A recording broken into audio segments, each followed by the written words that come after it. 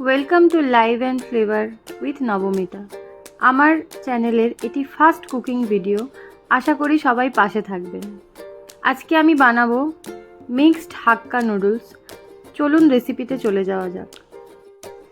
দেখুন, এখানে আমি 3 রকমের সবজি কেটে নিয়েছি। আমি নুডলসটাকে বয়েল করে নিয়েছি, 2টো ডিম নিয়েছি, আর একটা বাটিতে আমি চিকেন আর চিংড়ি মাছটাকে ম্যারিনেট করে নিয়েছি। চিকেন আর চিংড়ি মাছটাকে নুন, চিনি আর অল্প একটু গোলমরিচ দিয়ে ম্যারিনেট করেছি। সবজির মধ্যে আমি গাজর, ক্যাপসিকাম আর পেঁয়াজ কেটে নিয়েছি, আর কিছুটা রসুন আমি চপ করে নিয়েছি।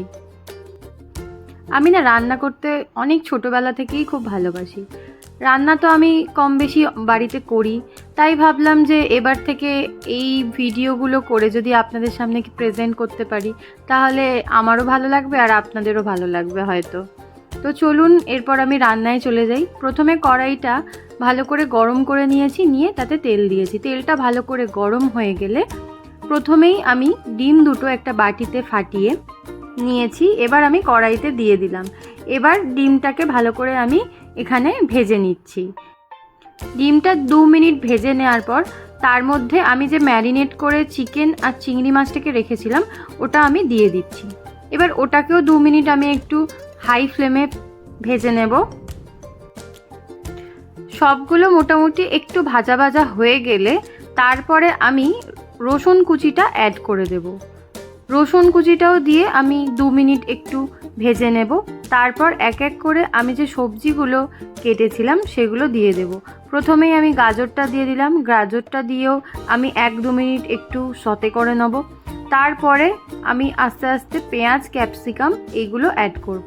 চাইনিজ রান্নায় একটা ছোট্ট টিপস আমি আপনাদের বলে দিই। রান্নাটা কিন্তু প্রথম থেকে শেষ পর্যন্ত হাই ফ্লেমেই করবেন। এখানে চাপা দেওয়ার কোনো ব্যাপার নেই বা জোর কমানোরও কোনো ব্যাপার নেই। প্রিপারেশন রেডি থাকলে রান্নাটা করতে খুব কম সময় লাগে। প্রিপারেশনটা করতেই একটু টাইম লাগে, বাকি রান্নাটা খুব তাড়াতাড়ি হয়ে যায়। আমি পেঁয়াজ আর কাঁচা লঙ্কা কুচিটাও দিয়ে দিয়েছিলাম, দিয়ে ভালো করে একটু ভেজে নিলাম। এরপর আমি ক্যাপসিকামটাও দিয়ে দিলাম। বেশি ভাজলে কি হবে, বেশি সেদ্ধ হয়ে গেলে তখন ভালো লাগবে না। এই রান্নায় সবজিটা একটু ক্রাঞ্চি থাকলেই সেটা ভালো লাগবে।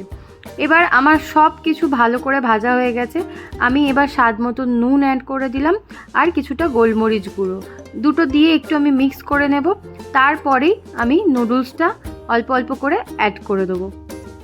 তার আগে আমি একটা সস বানিয়েছিলাম, এটা ওয়েস্টার সস আর অল্প ভিনিগার দিয়ে। আপনাদের কাছে যদি না থাকে আপনারা এটা স্কিপ করতে পারেন, আর যদি আপনাদের কাছে সয়া সস থাকে সেটাও আপনারা দিতে পারেন। তার জন্যে টেস্টের তেমন কিছু ডিফারেন্স হবে না।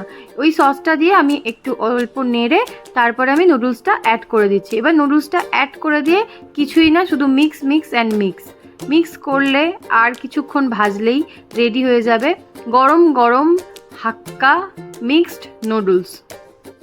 এখানে আমি ডিম, চিংড়ি আর চিকেন 3টেই অ্যাড করেছি। আপনাদের যদি কারোর কোনো কিছুতে অ্যালার্জি থাকে আপনারা সেটা স্কিপ করতে পারেন, তাতেও কোনো অসুবিধে নেই।